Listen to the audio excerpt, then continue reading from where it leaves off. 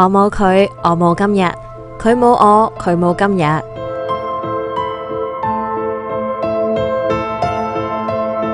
寶詠琴一生獨來獨往，生小朋友、割盲腸，都係一個人入院，一個人出院。大佬永遠都唔喺身邊，但上天往往冥冥中有安排。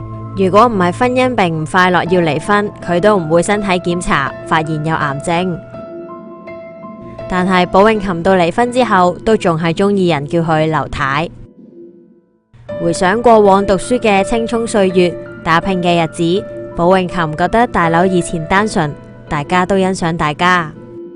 不過大佬對女人嘅眼光，寶詠琴就不敢苟同。至於生意上，佢形容大家係最佳拍檔，甚至大家冇咗對方都唔會有今日嘅成就。